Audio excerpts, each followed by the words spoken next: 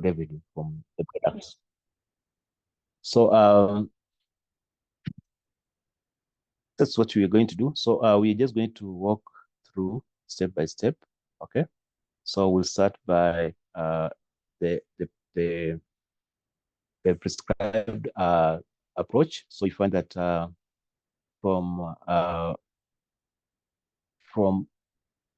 from various application of this tool, you find that this is actually the prescribed order of filling up the table. Of course, you can follow any order, but I think the way it has been put here, this is the best way you need to do it. So I will ask you maybe to use the same template. You can put those numbers in your template, maybe just in a not small number, just right there. So like problem should be number 1. The number 2 should be to identify the customer segments. Number 3, the unique value proposition. You can write on the corner. Then 4 should be solutions. 5, channels. 6, revenue stream. 7, cost structure. And then 8 is key metrics. So we have the diagram, but basically when it comes to filling, of course, to ensure that we don't lose bits of the components of the business.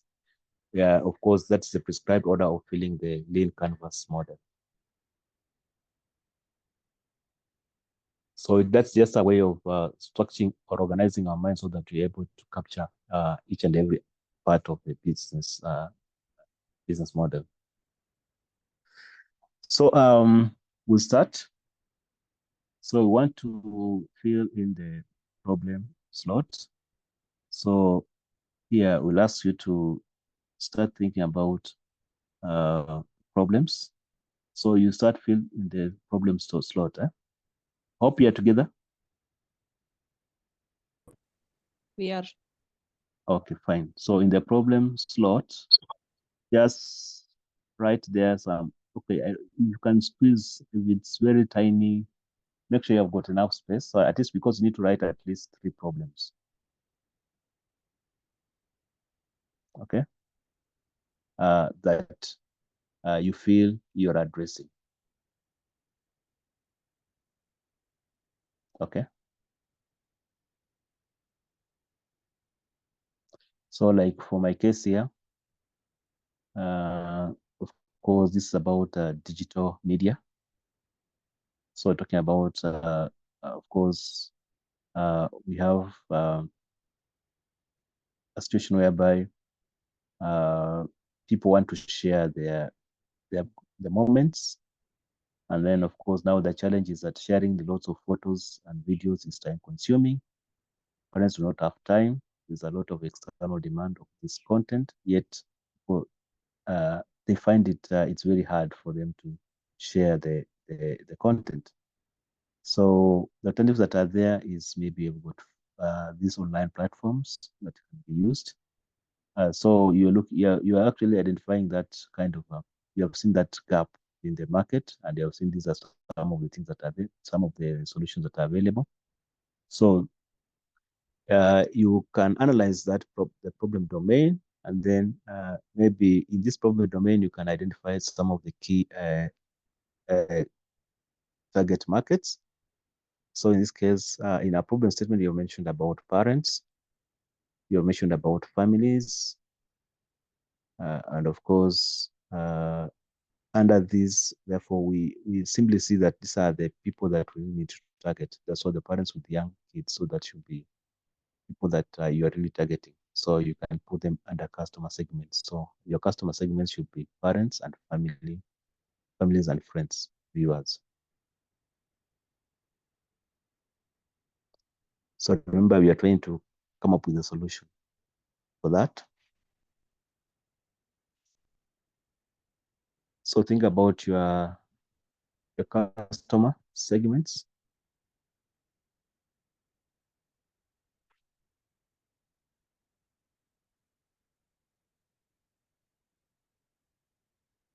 Okay, so we can go to number 3. So number 3 is about the unique value proposition. So unique value proposition is basically what you think makes you to stand out from the other competitors. That will make people to buy your product. Okay. So Penina, why should people really be interested in your training programs? How unique is your products? Okay. Same can also, Juliet can also do the same for your coffee. Think about that. How unique is your value proposition? Because how do you package your, how do you intend to package your solution to meet the targets that you have identified? So How many are we supposed to write? yeah, 1, 2, 3, because you're still generating ideas. At least maybe 3.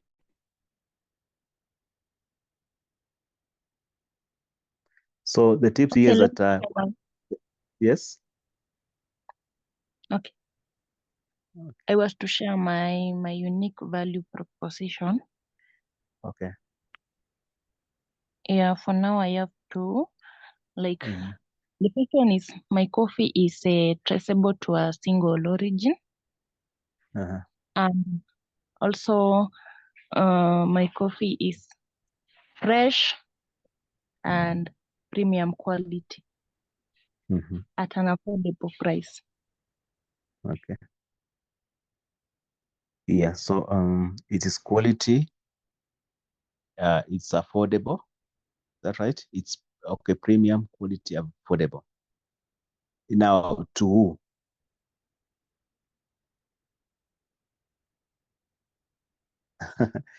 Okay, so yes, my customer segment.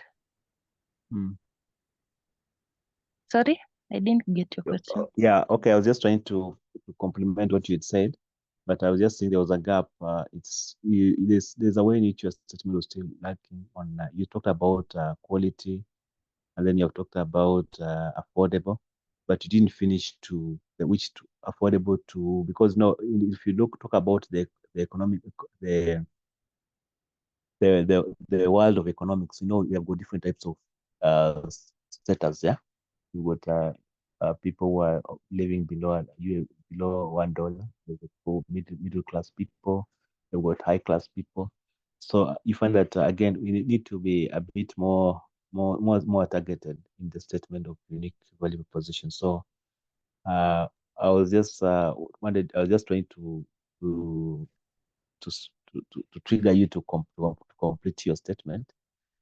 Yeah, by when you meant that it's affordable, or it's affordable. I wanted you to switch affordable to, so that you really qualify your statement.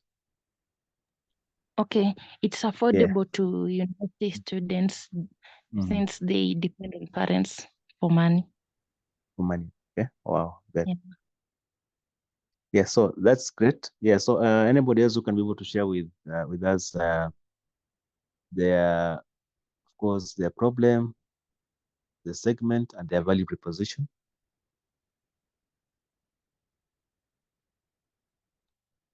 Dorothy, have you thought about yours?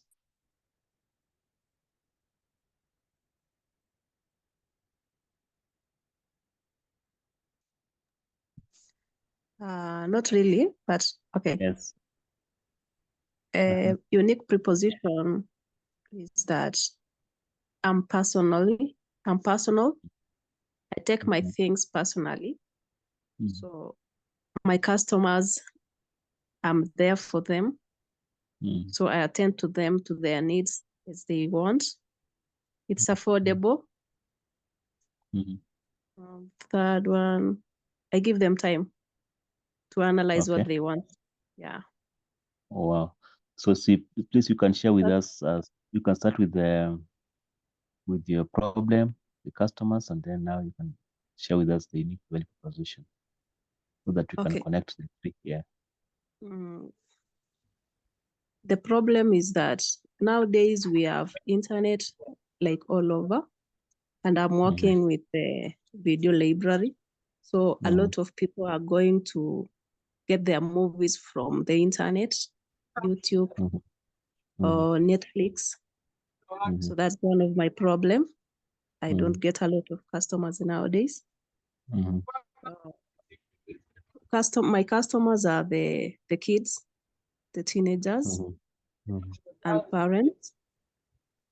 Let's say the mothers who are lactating, so they are always in the house, so they need a lot of movies. Yeah. Okay. Yeah. Yeah. So okay. So you're saying that now your unique value proposition as your personal? Yeah. Yes. Yeah. Okay. So please explain to us what you mean that you are very you have, is it a personalized experience or what do you mean by personal? Like if you attend to your customers personally, you don't give to other people to do that, like your workers. So Okay. yeah, so you attend to them to their desire. You give them Okay. time. So it's more of a customer satisfaction. Yeah. Okay. Wow, that's okay. Yeah. Yeah. So you really work on you want really to understand exactly what do they want, of course, get their feedback, ensure that they feel really appreciated when they come to the business. Yeah, that's good about it. Yeah. Thank you. Thank you. That's it. So, John, please, welcome to today's session. I know you are joining from all the way. Is this Busia or Bungoma? Oh, thank you. I'm from Busia, Dalang. Budalang. Okay. Hi. How are you today? I'm fine. Okay. Okay, for me, the problem I have seen with within my place of this is the fish cage farmers are suffering a lot because of the high cost of feeds, of fish feeds, and now also the kind of market of how to get the feeds is a problem because the farther we are, and they also get very low quality feeds that even if they use for fish cages, they get a low harvest or a standard growth of fish. Okay. So we decided to, okay, our customers are the fish cage farmers around Lake Victoria. And now our unique value proposition, we saw that when we manufacture fish feeds from here using the local available material that we have, like omena, rice bran, all that we have around, and then we add on something like BSF, like sort of like lava. They make these feeds to be more nutritious and more quality. And so since we are providing from the area where we live, we at least have reduced the cost of living to the cost of feeds to some extent. The customer now may be comfortable with the prices that we want to offer to them. Okay. So when we use BSF because it has a high content of protein content. We tried once and saw their fish were maturing in 6 months and they are a good harvest. They got a very high kilograms, other than using this obvious fish feeds that they buy from shops here. Okay. So that's Wow, maybe that's our great. Okay. Yeah, I think that's okay. I think, and you can see it's, if you think like that, you think, is that what you've been doing or you have just come up with those thoughts really? We have just come up with this because we saw value in black BSFL because it now makes the feeds maybe to be more nutritious and more valuable to our customers. They add value because now they harvest high tonnage when they use this kind of feeds. Oh, okay, Because thank of you. Thank the you so much. protein content, yeah. Fine. Yeah, so you can actually see that we are already seeing an opportunity for that we can, our entry point, market entry point that you can simply use to get into the market. Yeah, so good. So of course, I hope all of you have filled in the section for unique value proposition. So of course, it has to make something that will actually trigger your clients, of course, to start thinking about your product. Of course, talk about efficiency, convenience, of course, the the costing, of course, the way they consume the product. All those things really add up to value proposition, and even more than that, even the quality and the ingredients. Then now the other, the fourth. Can I try what I have here to see Yes. if it can? It's a good value proposition. Yeah. Our problems is poor waste management practices, and we have a plastic pollution problem. Our customers, our people who are living in rental homes because they don't have space to manage their waste. So basically, it's those people who are not able to manage their waste by their own. We have restaurants and schools within the Mumu area. And our value proposition is that we want to provide our clients with trusted quality, negotiated client-friendly services, the satisfaction of our customers. Okay. Wow. Okay, So I think. Yeah. Okay, I ahead. think the problem she's talking about is the problem that she's solving that she's solving in the community, and not the problem of our problems. Okay. So how would you suggest? How should she supposed to put it? Okay, for me, I think maybe she has this problem of not having enough vehicle to collect the waste, or even the protective gear during collection, such things. Yeah. So okay, I think now that now comes, it's a move.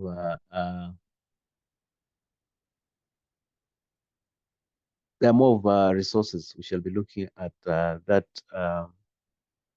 because as an entrepreneur, of course, our sources of income is not from ourselves, but it's from the other people.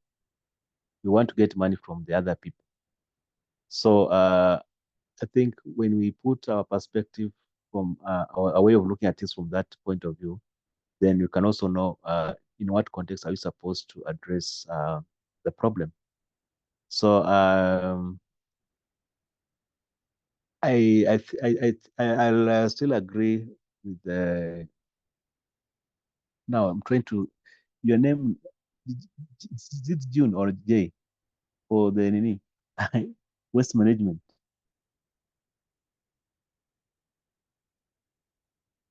Is she still there?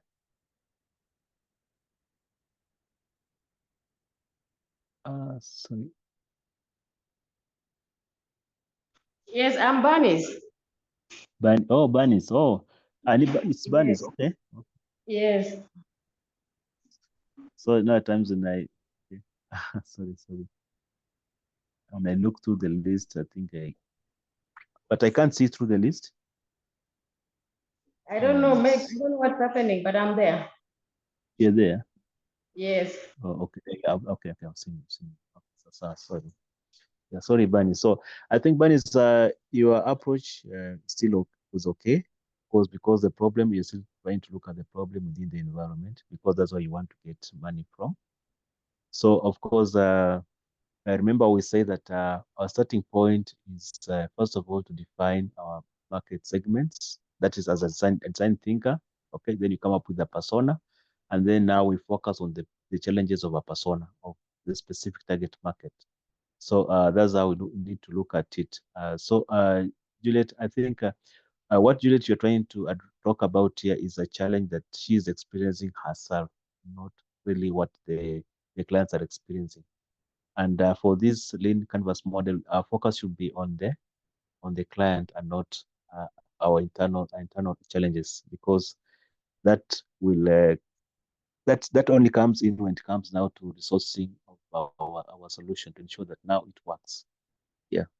So I hope I've tried to clarify that one is a bit clarified, or I don't know whether it's confusing. Bernice. I'm confused. Yeah. You're confused. Okay. Help us to understand why you're confused. Okay, we are tackling the problems facing the problems to my product, or the problems that faced by my clients. It's actually the Take for problem faced by example. yeah. So, okay.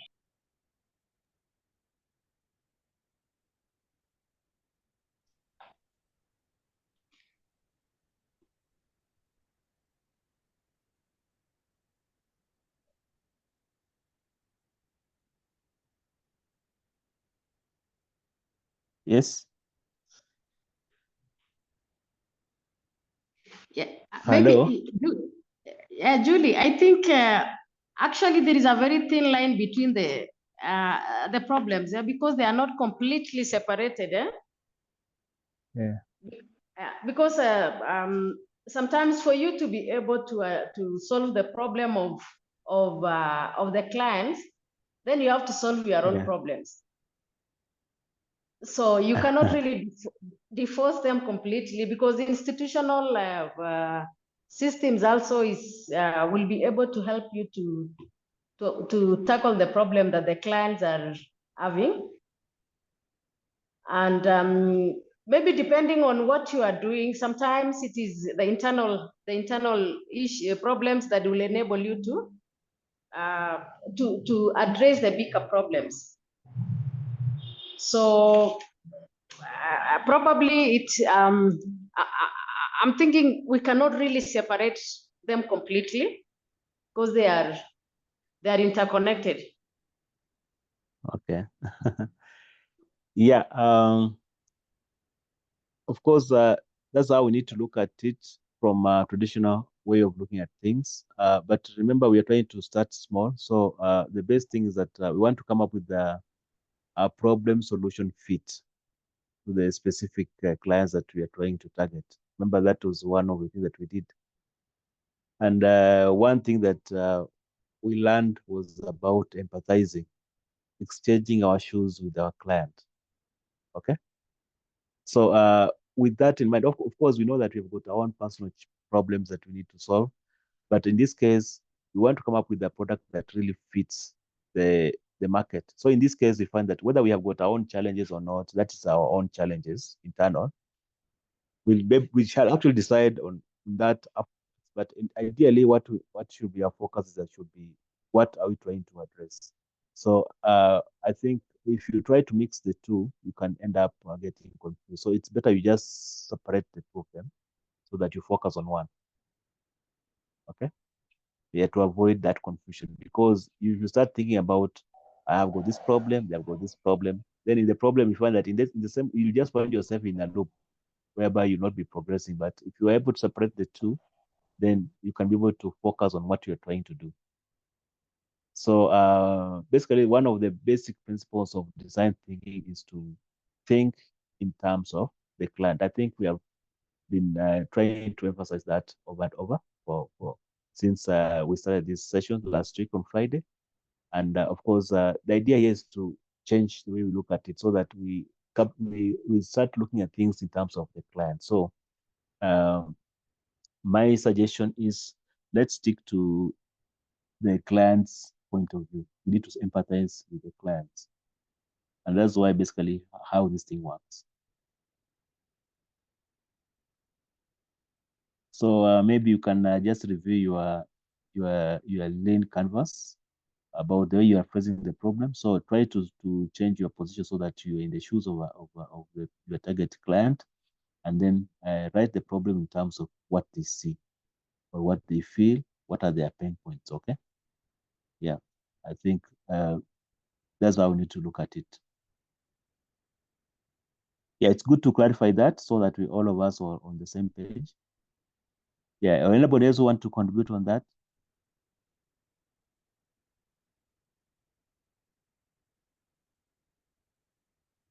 Okay, sawa.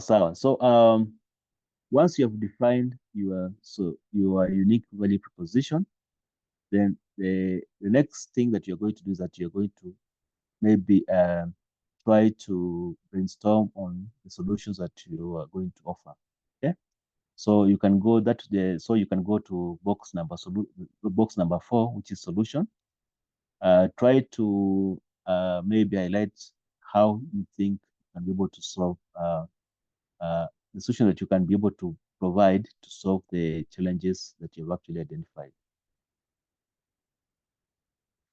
You can write at least 2 or 3.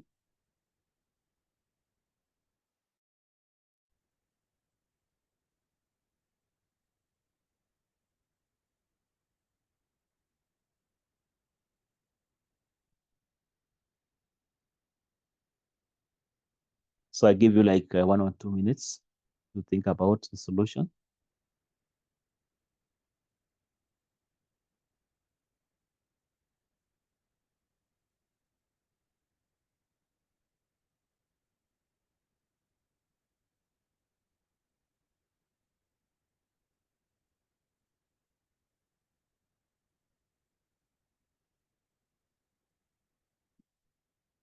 Then I hope you have written the solution. So like for my case here,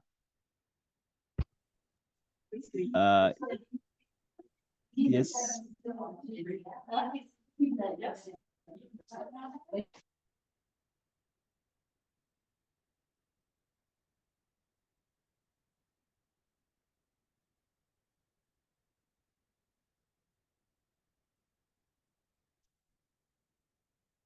Yeah, so I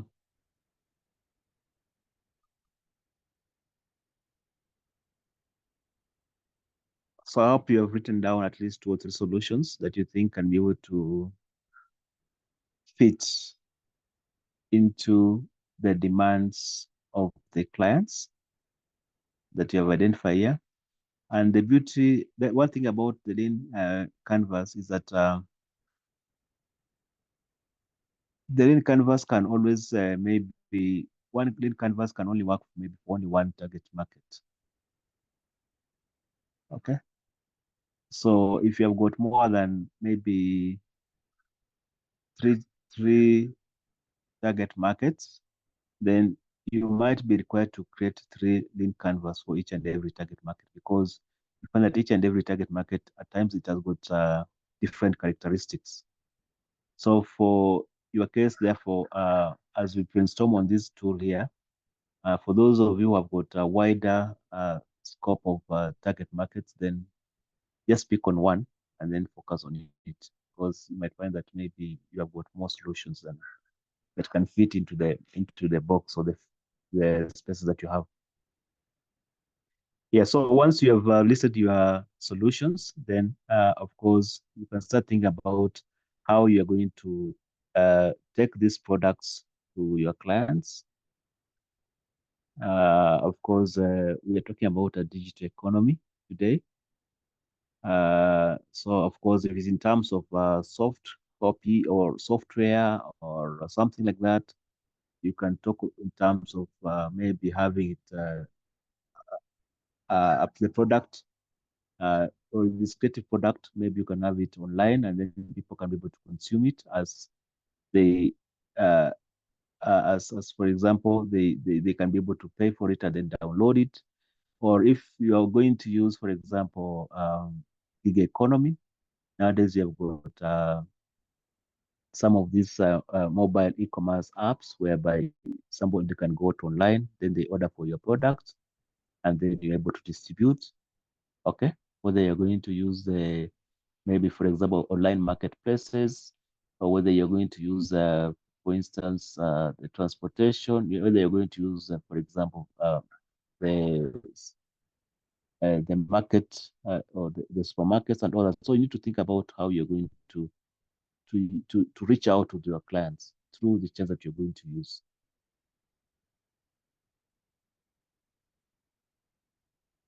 So you can see how we have actually used some of digital approach, because we are living in a digital economy. So whatever business you are trying to do, try to think of how you can be able to capitalize on the current technologies that are available to ensure that it reaches to your clients. So you can think about you can mention them, maybe 1, 2, 3, how you're going to reach out to your clients. So those are the channels. Then once you are finished with the channels, you can start thinking about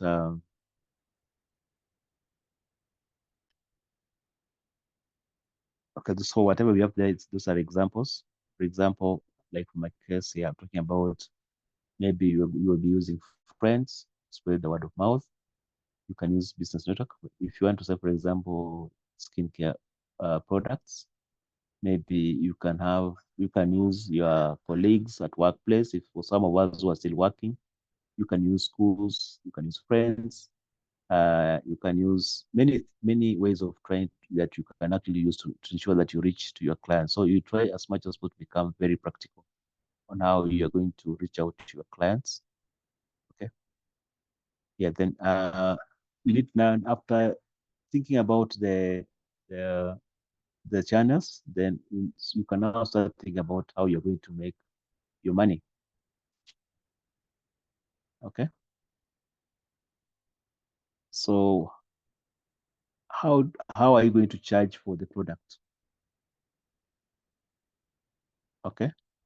So based on the cost that, of course, you have foreseen you're going to incur, of course, think about how it will cost you to create the product, develop the product, the cost that you will use, for example, in the marketing activity.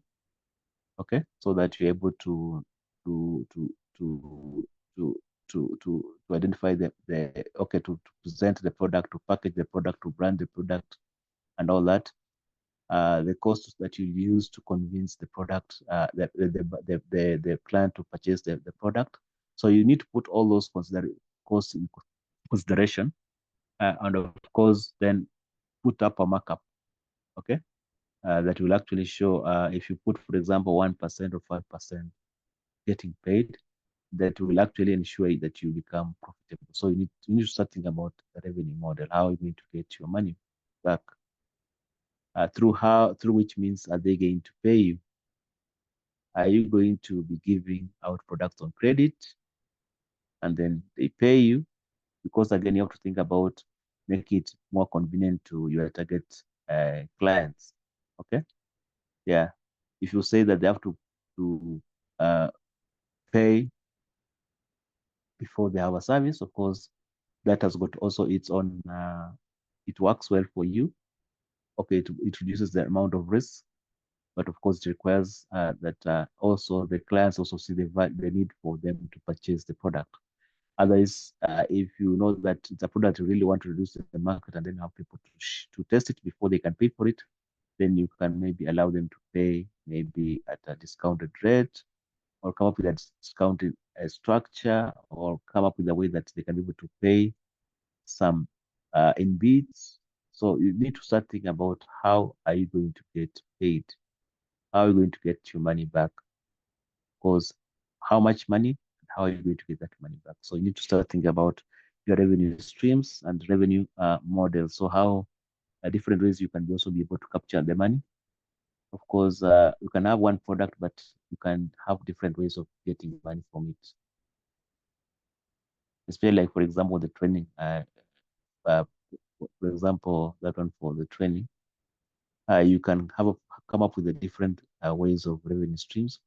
You can choose, for example, just to sell the content itself, and of course, maybe workbooks. You can have a revenue stream of facilitating the trainings. you can come up with a work stream for example, conducting TOTs, okay, building the capacities of institutions. So from the same thing, you can come up with different ways of making money. So depending on the business, you can be able to structure out how you're going to get your money.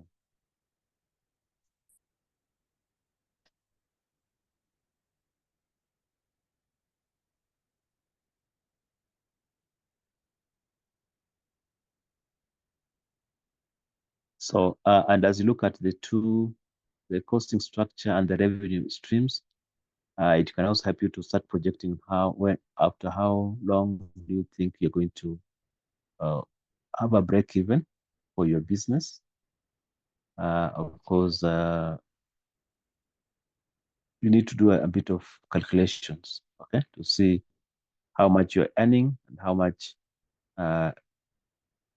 it will take you to recover the amount of money that you have actually invested into the business. Then the other thing that you need to look at is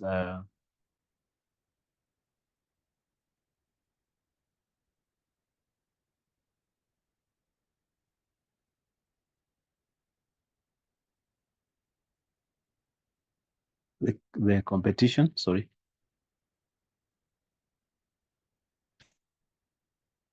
It's not working. So you also need to highlight some of the unfair advantages that you feel your business will encounter. Of course, that's now more of an internal aspect. Of course, think about what you really do, the problem now that you can talk about some of the challenges that you're having, and basically that's like what Juliet was trying to raise up now. The unfair advantage could be now talking about your own limitations as compared to other competitors that are there in the market. Of course, maybe you don't have trucks, you don't have all these, so you find that you get unfair advantage based on that, because you have a limitation of certain resources. So you can actually highlight them there. And then, of course, last thing is to think about the key metrics of how you're going to measure the progress of your business. So, of course, starting from the time you start engaging the clients, making them to know about your product, trying to build up the customer base, of course, trying to activate them or to bring them into the pool whereby they start getting interested into your product. Because maybe they test it, and then you try to see after testing it how many of them have been retained, or they have actually found that they need to continue using your product. And then, of course, they start now generating money. How do you make money? And then how do we now build on this to tell others? So in that case, now we find that in this case, now we are thinking in terms of now business itself, how we are going to model, how you're going to really work out on the business. Okay. Yeah. So with that, of course, then you will have your lean business canvas. Okay. Like that one there. So at this point here, of course, then we can also get feedback from you. So that's one, somebody can tell us maybe through all their business canvas, what they have, so that we can maybe, and for the rest of us, I will also encourage you to also to contribute. I liked even what Juliet did. So let's also be attentive and see what our colleagues are presenting. And if there's anything that you feel you can actually add from their presentation, you can also do that. So the only challenge that we're having is that I can, what I'm going to do is that I will allow you to share.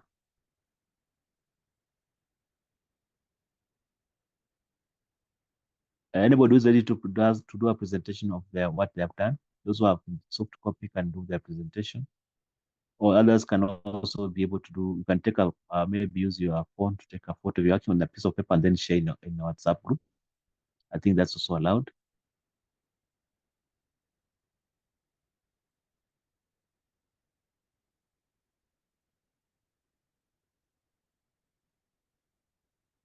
Yeah. So anybody who's ready to present his or her own plain canvas?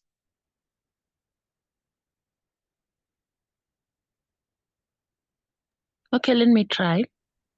Yes. For the first one, problems. Okay. My first problem is poor understanding of the better roast profile to order. The next one is poor brewing. Then lack of coffee machine. Okay. I'm not sure if if that's the way to go, because it's like I didn't understand the problem.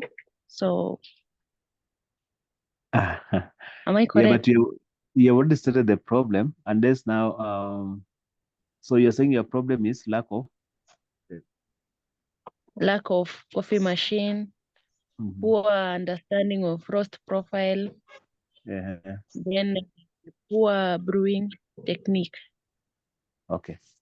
Yeah, I think it's still fine because all those are a potential points that you can actually use for as a business entry in any given setup. So it all, as long as it aligns with what you want to do, it's still fine. Unless there's anybody else who thinks that that really doesn't really align.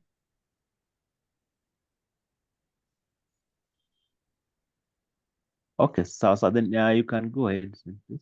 Charles, I feel sorry. Yes. I'm on transit. Yes. That's why I'm listening. Like I have to back, and I feel I really needed to contribute there. When she states that, I feel she's actually bringing in her problem, as in the problem her organization is facing. And so if she brings in the problem her organization is facing and mixes it with what her client should be facing, then she'll not get the end product. I don't know. That's why from what she has explained, because she's talking of her broken machine. So her broken machine is not a problem to the client. That is a problem which she should sort. What she should bring is the client's problem. I stand to be corrected. I think there's a little mix up. I wish you could really change something there. The others seem to be okay, but you're number one, kindly. Okay, Madam Penina, I was talking about the coffee machine for the client. Like they're brewing with sufurias, they don't have the real coffee maker. Not my machine. If it's about, it's okay. That is okay. Kindly continue. Sorry, thank you. Thank you. Yeah, Carol, I can see your hand is up. See naturals. Yeah, sorry, I've missed out since Monday. I just joined in. I'm trying to catch up, but I wanted to point out what Penina has just pointed out. But now that Julie has clarified, then it is okay. Because when she was talking, I also imagined she was talking about her problem and not what the client's problem is, what the potential customer's problem is. Okay. Yeah, but she has clarified. Yeah, good. Yeah, okay, so, my customer. Yes, please continue. Second is on the customer segment. So my customers are university students, coffee lovers, home brewers, coffee shops, and barista schools. Yeah, my unique value proposition. My coffee is traceable to a single origin. My coffee is fresh, quality, and premium. My coffee is affordable to the university students. Yeah. Next is solution. So is it solutions to the coffee, to the client, or my solutions? Your solution now. Yeah, what you're offering now. Yeah. Okay.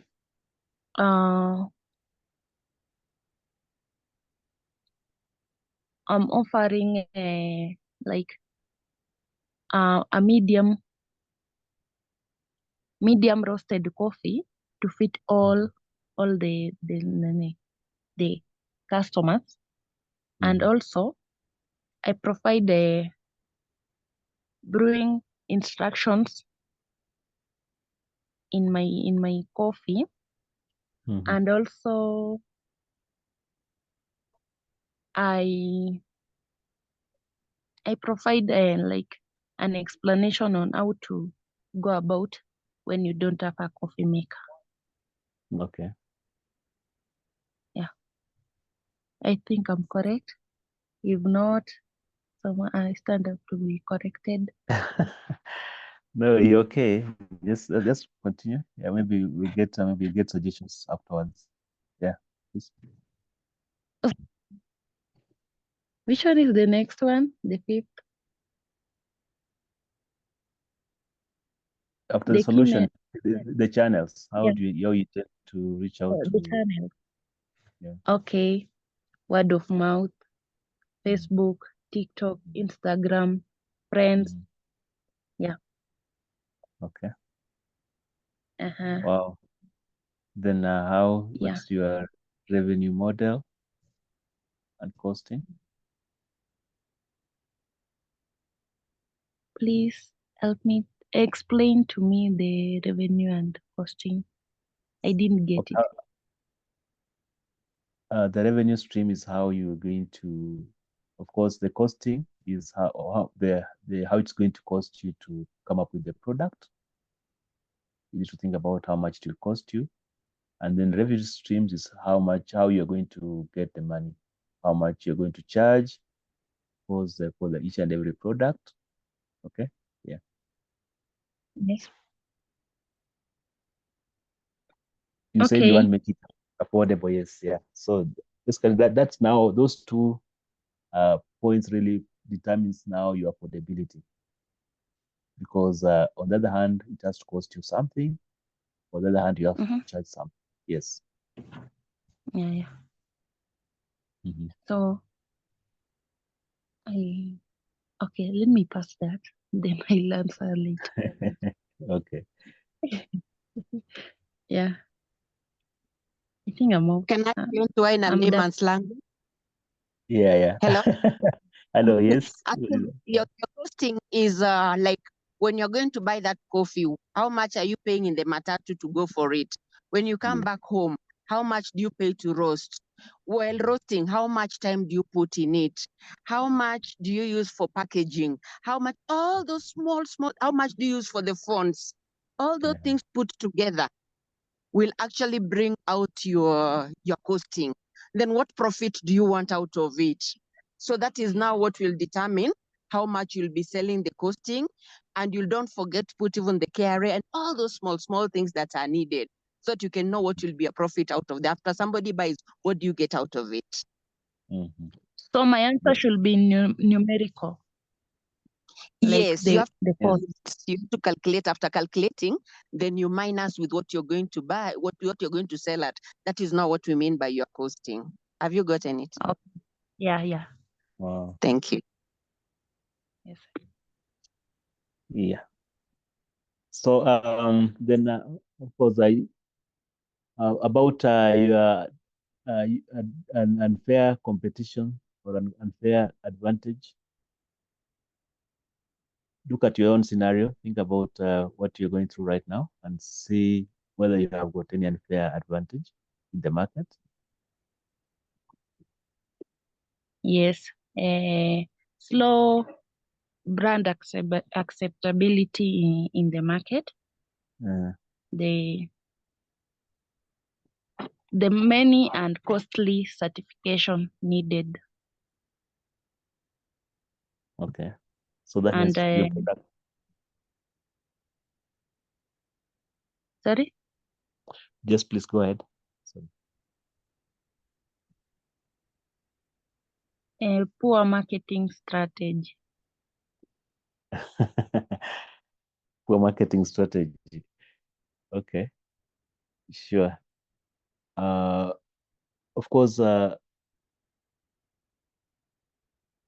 That's also can also be it can also be a limiting factor because we don't have a good marketing strategy. Of course, but the best way to put it could be maybe lack of enough resources, is that right, to come up with a robust marketing strategy. I think that could be maybe the way you need to look at it, because being an innovator, being a creative person, I think you should be able to come up with the best way that you can be able to reach out to your clients. So we cannot say that it's really poor, but it could be the most appropriate way of reaching out to your clients at a given time. So I think you can maybe just come up with a way of putting it. Maybe it's the approach that you're going to use maybe will have a disadvantage compared to the others. Yeah. So, Juliet, thank you for sharing that. You talked about unique value proposition, yes, yeah, and then you also talked about highlighted some of the challenges that you have actually identified, or the problem areas. You said that okay, most of the target clients do not have the brewing machines, they don't know how to brew coffee and all that. So, so I think we have addressed one problem. If you talk about a unique value proposition, you have talked about maybe coming up with information on how to brew and coffee, of course, guiding them on how to do it. But now there's one thing that you maybe you missed up because they don't have the brewing machine. So how do you address that challenge of not having a machine? Okay, as I said in point number 2, I explained that like I explained to them how to brew with a sufuria and not the coffee maker. Okay. Oh, okay. Oh, how to improvise, eh? A brewer using a sufuria. Okay. That's good. That's perfect. Yeah, I like that.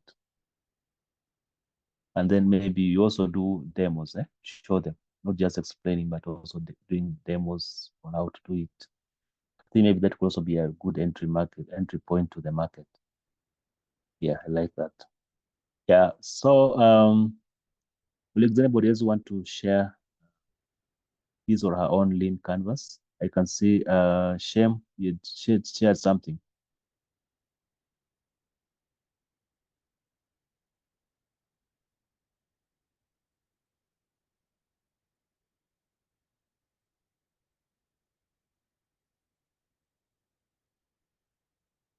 So Shem, you want to share with us your thoughts?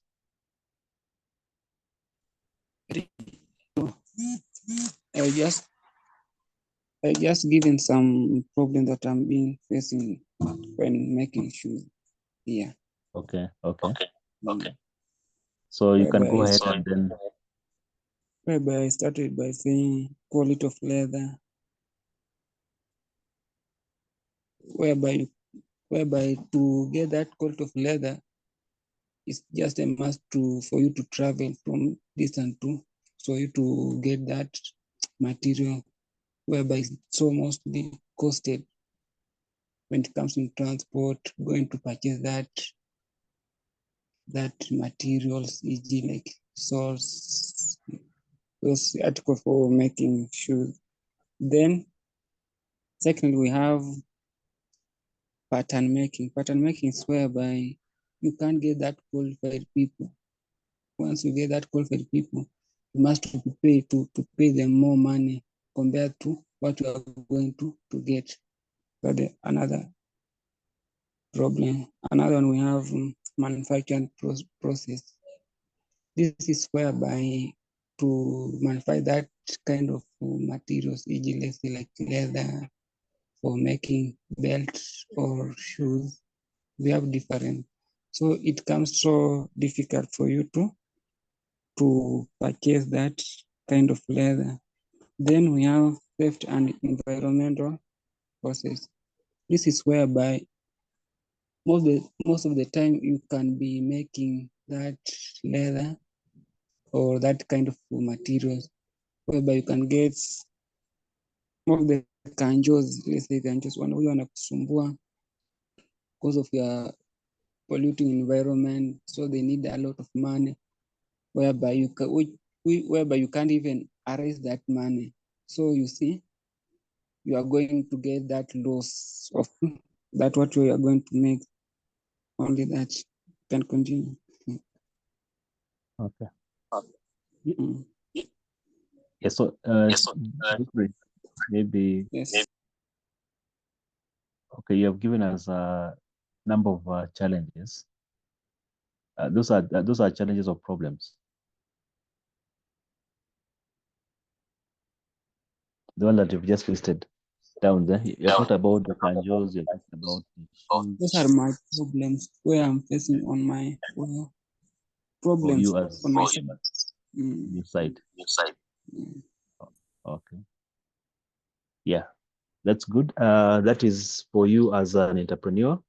And I think we were just been saying that one way of trying to come up with a solution is that we should put ourselves aside, put our worries and all our troubles aside, and then try to take the problems of our clients.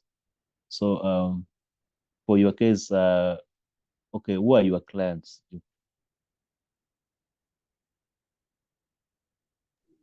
Most of my clients, I normally use schools. Schools. Yes. Okay, so schools, most of your clients are mainly students. Okay. Yes. Okay. Yes, students. Primary or secondary school? Secondary schools mostly. Secondary school students. Yes, even colleges. Colleges, okay. Yeah, so that means they're talking about teenagers and young adults. Those are your main targets. Of course, do you target male or female? Both. I don't Both. select. So that means you have got your target group. You have got two target groups. So you have got male target groups and female target groups. So you've got male and female. Yes. Yeah. So I think now the starting point for you developing your product should be you need to first of all to identify those customers that you intend to serve. So in this case, we have got young teenagers, teenagers and young adults, maybe male and female, young adults and teenagers. So that could be your target market. So you can have those two. So you can have one, you can call it John, the other you can call it Mary. So when you are trying to develop your problem, then you must actually highlight the problems and the challenges that this persona, Mary or John, experiences. Okay, that whenever they try to maybe try to get a good shoe, okay, because now you want to provide a solution that's led to shoe production. So in that case, you need to sit down with these teenagers, of course, try to understand their demographics, of course, what are their challenges, their needs, their social status, of course, the kind of environment in which they operate, their attitudes and how whatever that they need. So, of course, you need to understand, for example, for uh, young adults, young ladies, what they like, what do they like? Yeah, what kind of shoes do they want? Okay. Of course, what makes them to buy a shoe, for example. So you need to understand that. So in that case, of course, you'll be able to understand what they think, what they see, and then be able to also to understand to look at the environment and see do they get what they want. Of course, then if they do get what they want, then that means that of course you're going to have your business is really going to have a very high competition. But if there are gaps that exist, then that's when you can start now trying to look at those gaps that exist and then try to come up with a product fit that fits their needs. So we were expecting you to give your problems or your challenges based in terms of what in the eyes of these young girls and the eyes of these young gentlemen. Okay, so I was expecting maybe your problems to be in terms of what a gentleman is saying. Okay. You have got a very young guy, he's still maybe an adolescent boy who really wants to show that he's a real man, the way he walks, he keeps on bouncing and all that and that and that. And so, of course, the boy really wants to get a very good shoe that when he walks and he walks around with the ground, the shoe will really grab the ground. He can bounce off. Of course, he can really release the energy that they want without the shoe being torn out. So you see that you can be able to understand what the challenges, what they're having. Because so the problem with this boy is that maybe they want to have a very tough looking shoe, but they cannot afford. Okay. Yeah. They cannot afford those high quality shoes within the market. That could be one of their pain points. And then maybe, of course, we can have other factors. Maybe the design of the shoes also do not really appeal to them. So the problem should be in terms of what these young people are experiencing. So I think maybe you need to review your problem area so that you align it with a specific persona. So you can really identify a specific one persona, maybe boys or girls. Don't expect you, like for your case, there's no way your lean canvas can work for both.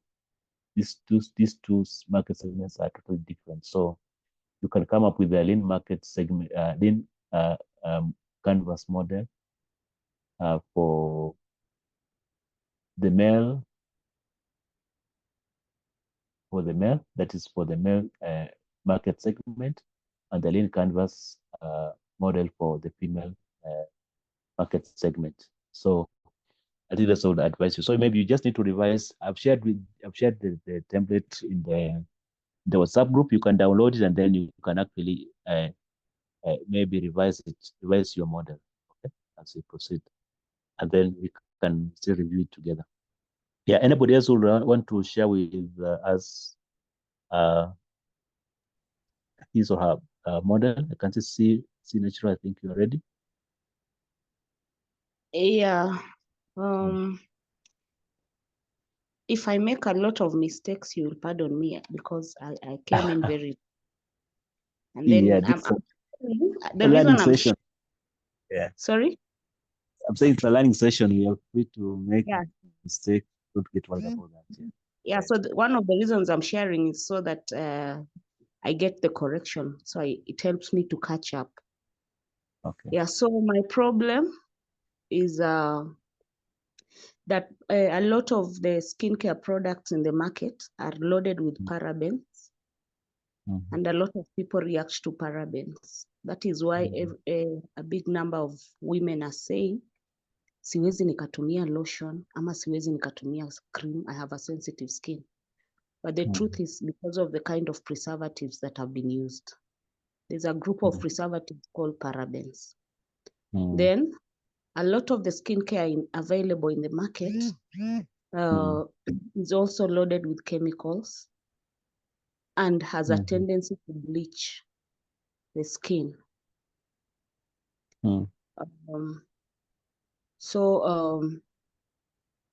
There's also the challenge of cheap imports. Some nations are exporting substandard materials, substandard skincare products into Africa. Okay. And because Kenyans have, some Kenyans may not afford good quality skincare, they end up buying them. And they're not good for their health. Yeah, given that there is a very many rising cases of skin cancer and other complications. The other problem also is that with climate change, there's a lot of damage to skin because of the sun. Yes. So I'm done with my problem. Okay. Yes. On so then, yes, sir. Please continue. Okay. Yeah. So my customers are women from the age of 15 and above, who are enthusiasts of natural beauty and would like to use natural skincare. Okay. This is regardless of their incomes levels, regardless of that. Just, yeah, women 15 years and above. My unique value proposition is that I'm offering free consultancy to help my clients make informed choices. And I give them free advice on which product is best for their skin type or whatever their need is. Also,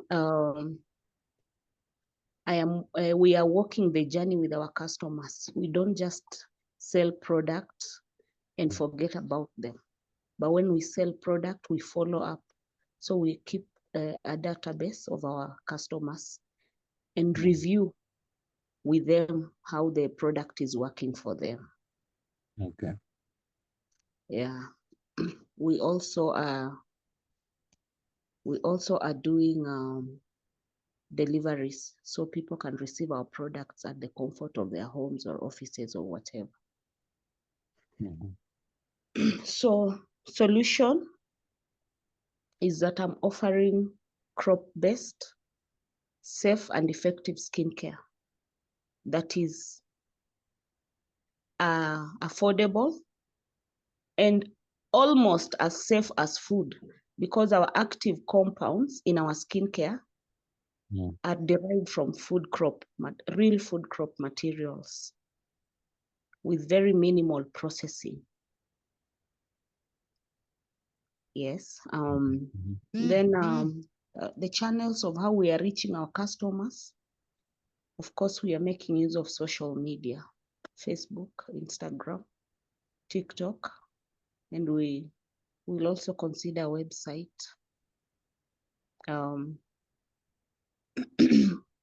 Then we are also going to go into retail shops where we supply our products so that they can reach our customers. Wow. Of course, there's word of mouth and referrals. Yeah. Attending, and then we also reach our customers through workshops, trade fairs, events. Yes. Revenue model. This one, I'm not sure whether I got it right, but let me try.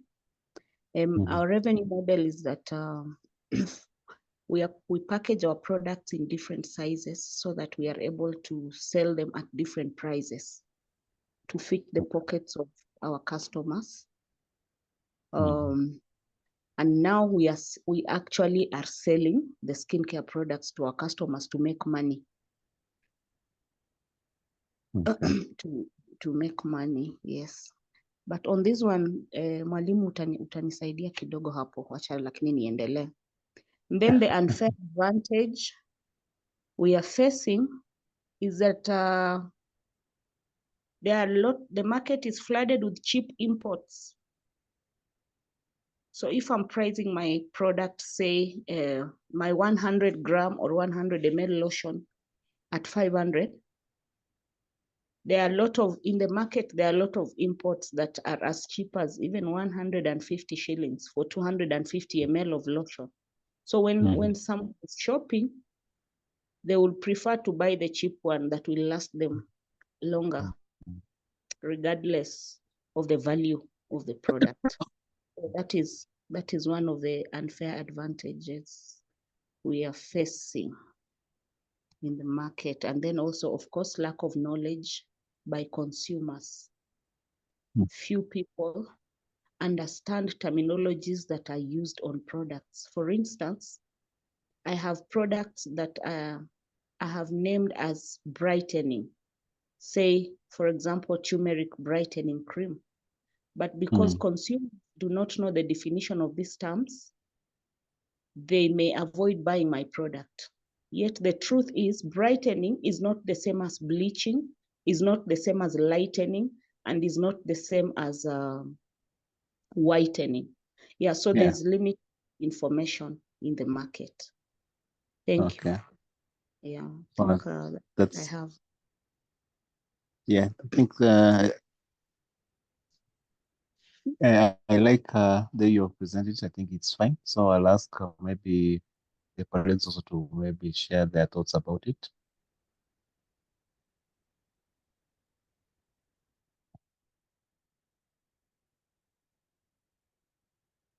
Anybody who want to contribute on that?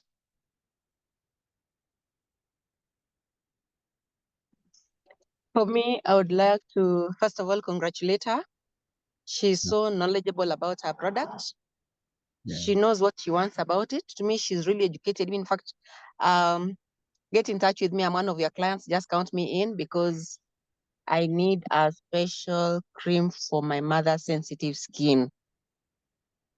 She has an Wow. issue with her skin. She's got an issue with her. She's gone through radios and chemos. So we've really been looking for somebody who would really get a product that we can understand. This is the first time all my life that I've gotten somebody who can really define and tell us openly how it is. You can, like you're saying yesterday, we have a choice to go for the what is 100% correct. Like when we go to China, we can pick what we want or what we are worth or what is cheap. So she's really brought it out so well. The clarity is up to date. And thank you very much. Wish you all the best. Thank you, Penina. I'll see you on the side. Please, thanks. Okay. Yeah. Yeah. Thank you. Thank you for that. Yeah.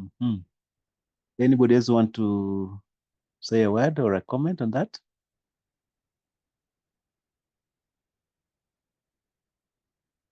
Hey, gentlemen, do gentlemen care about their skin? Yes. Gentlemen in the house, John, say something about that.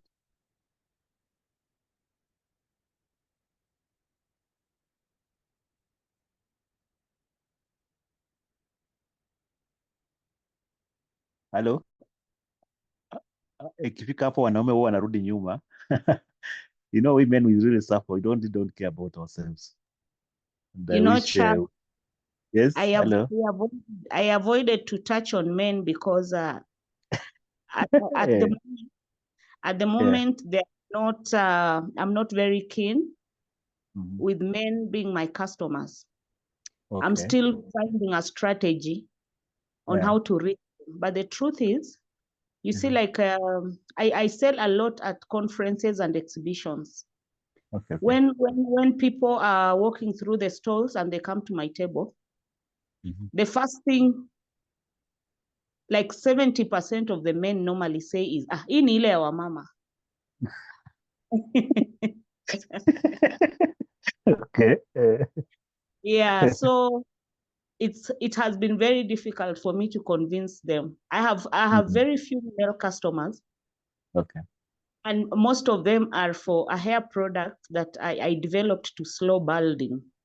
So that concerns them. But they are not a big percentage. They are not a big percentage of my customers. So yeah, so I'm really looking into finding a way of reaching out to them. Yeah, I avoided to touch on men, but yes. Okay. Yeah, but they know that skincare is for all skin, whether male or female. Yeah. Yeah, but I think that's okay because you see this business and you really need to make sure that you capture the needs of your clients. So the beauty about it is that you actually you actually understand the market, the dynamics of the market. You know the preferences. Of course, you know like men. One thing that scares men is when they grow old, and getting that bald head. I think that's the thing that scares men most. So I think that product. So the only problem that the people in that bracket maybe the clients are few, but I believe that with time, if you can come up with a product that can slow down balding of the hair. The way you're saying it, I think that one can really attract more men because they feel that okay, now this is why we need to purchase this particular product because it'll actually make us look more, maintain our age so that we keep on looking young. So thank you. Yeah, so I think that's how we can simply start our business. So when you talk about a lean startup business model, you find that we are really trying to come up with a business model that It's really reflects how your product will actually reach your clients, how you're going to produce a product into the market. You are already thinking about the competition. You're already thinking about how much money you're going to make. You're already thinking about the entry points or how you're going to ensure that your product will actually get into the market. Okay. And of course, start selling.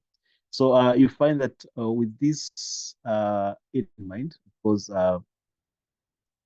it it helps you to actually come up with a model, a business model that will really address the kind of business that you really want to do. And therefore, in that case, of course, you come up with what you call a business, a, a business model fit for your business. So, of course, you're able to achieve that. So before you do that, of course, you also need to do some other activities so that you are sure that whatever you're trying to decide will basically give you the results that you're anticipating to get. So to do that, of course, you need to still do a further study about your lean canvas model.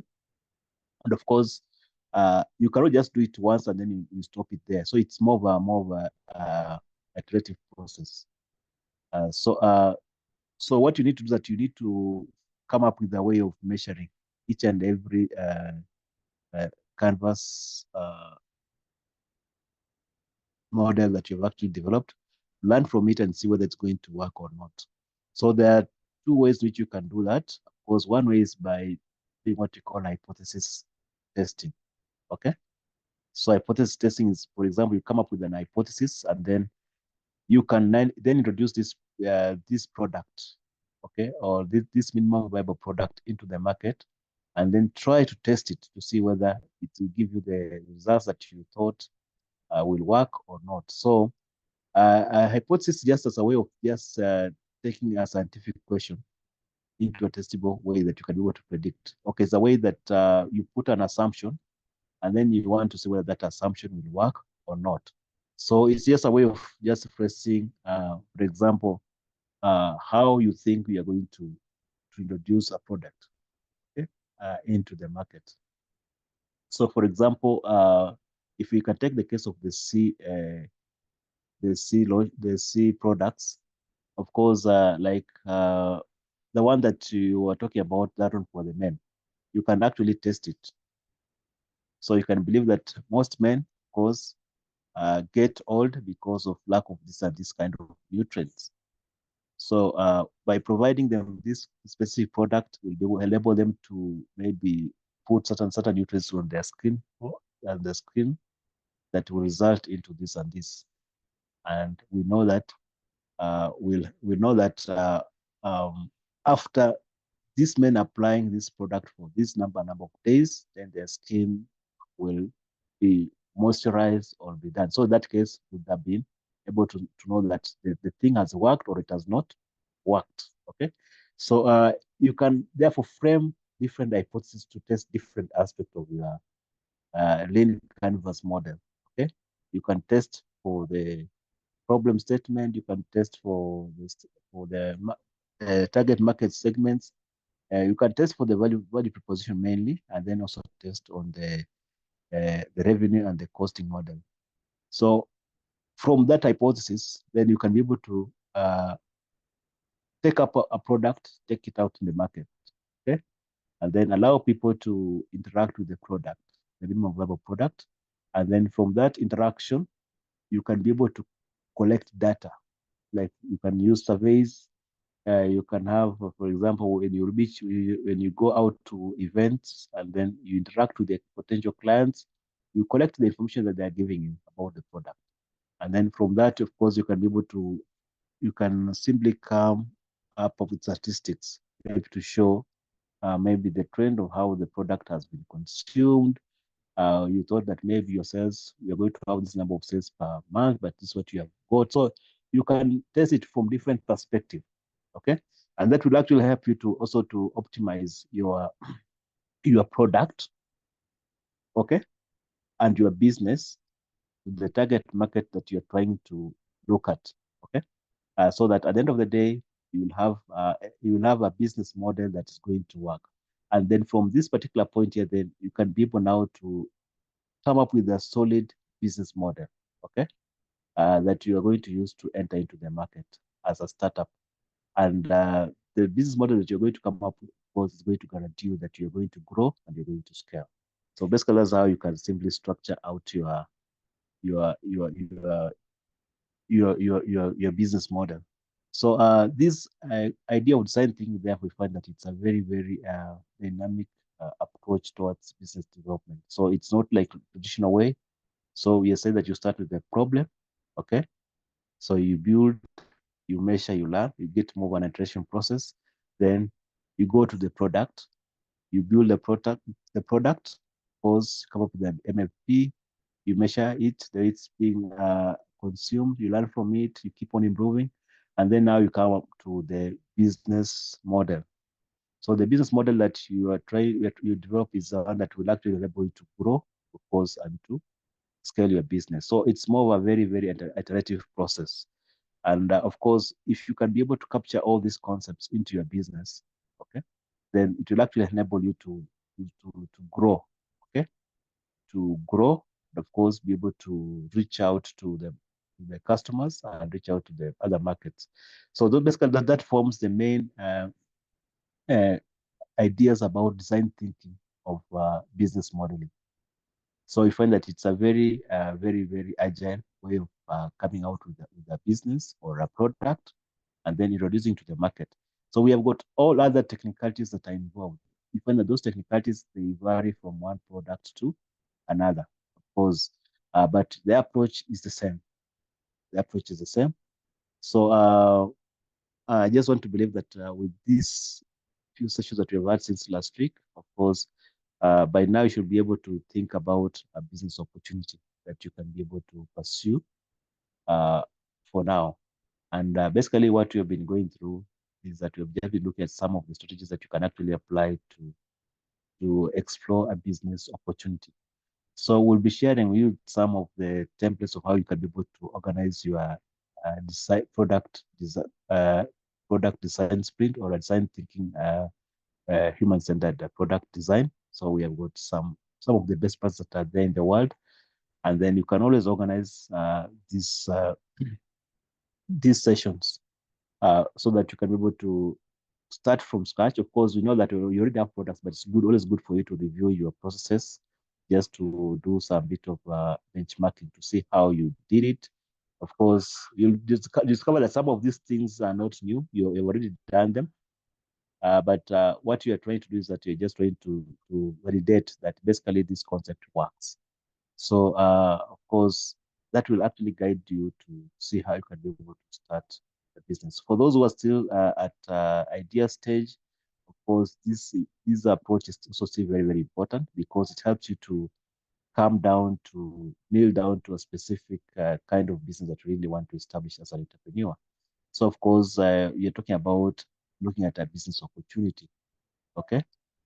So it all starts with a business opportunity. So you must have a way of identifying a business opportunity, of course. And in this case, you're saying that you analyze, you define the customer, you analyze their problems, and then of course, if you can be able to get the unmet market need, whatever that they need that it's not being addressed, then that's something that you need to focus on as an entrepreneur. Then, of course, the first thing that you need to do is that you need to test your business. Don't just go and invest in a business. So you have to start small, lean startup. So start by coming up with what you call a minimum viable product, something that it's not very expensive to start, but a product that you can just start and then use it to learn what the market wants. Okay, so you create that product and then introduce to the market, and then you start learning from it. Okay, introduce it to the learn so that you can be able to validate your ideas, validate your business, as well as also be able to validate your business model. So if I that using this loop that we have here, you can use it to validate your problem, whether you're addressing the right problem or not. You would validate your marketing, yeah, your product market fit, whether your product is really addressing the market needs or not. You'll also be able to validate your business model that you're trying to develop, whether the business model is going to work or not. And you find that here, when you do it in these settings, you find that it's cheaper. It won't cost you much because you'll just be doing it in a small control environment. So, of course, we talk about opportunities. You can actually seize opportunities in three main ways. One, from idea that you have. You can also seize an opportunity from technological breakthrough. Maybe you've come up with an invention or something like that, that you feel, oh, this thing I can be able to. I've got this idea, which is a patent that I really want to make money out of it. Or it can come out of passion. There's something that you like doing. Okay, yeah, you are a good preacher. Because being a good preacher, you can also be a good teacher. Okay, so if you like empowering people, you like encouraging people, that's something that you can happen from your passion, of your heart.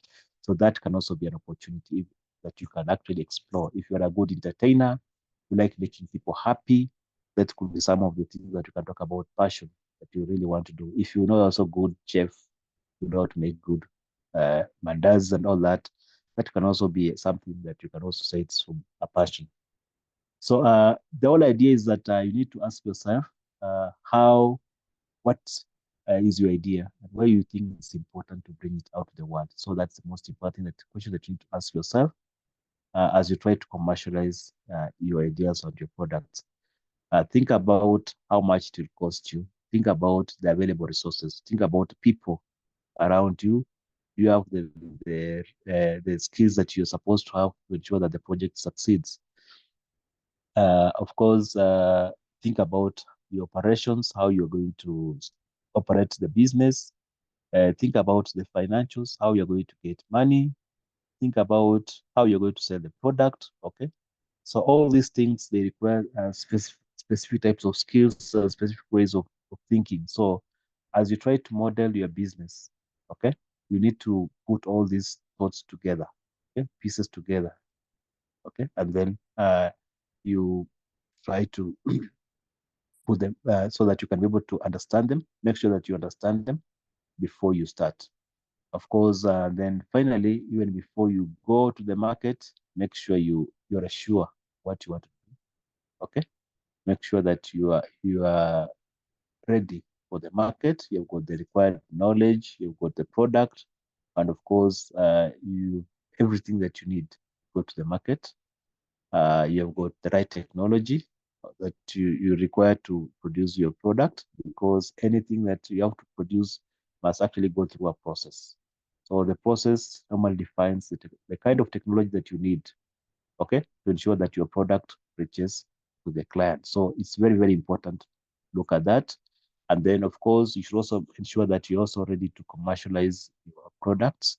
So if it's something that requires you to have copyrights and all that, you need to have to register an organization. Of course, you need to think about how you are going to structure out your business so that you can get legal standing, okay, with the authorities, so that you can be able to do it. So basically, that's how you need to look at the business. So we can sum up all this readiness into technology readiness, commercial readiness, market readiness, and management readiness. So I think with that, of course, it brings us to the end of today's session. I just want to believe that you have these sessions have enabled you to start with thinking about your products, design, of course, the development of the products. You find that everything is about being creative, being innovative, thinking about how to organize our business, how to reach out to the clients. Of course, it's important. Remember the first day we talked about design thinking, and you said that we are all designers. Okay, so we cannot just say that business is about just having capital and then putting money into business. No, it's about sitting down, having that entrepreneurial mindset. Okay, trying to look at issues within the community around us, and then trying to come up with a solution that addresses those challenges. Okay, so you find that when you talk about being an entrepreneur, you are more of a problem solver than even making money. Okay, you have got the bigger burden on you is to solve problems, and then of course, as you solve people's problems, people will compensate you. Okay, yeah, people say that people are poor because we do not have solutions, because we only want other people to do what? Give us solutions. That's why we don't have money. But when you have solutions, we will never be poor. We'll always have what? Money. So I just want to believe that with these sessions that we've gone through of design thinking, I believe I've actually challenged the way we look at business, the way we look at our approach to customers, the way we look at products. Basically, that's the main key takeaway that I believe we have learned from this session. Otherwise, I can see because of time, and I also have another meeting. Unless there's anybody who has got a question, I can do so before we can proceed. We can close the meeting.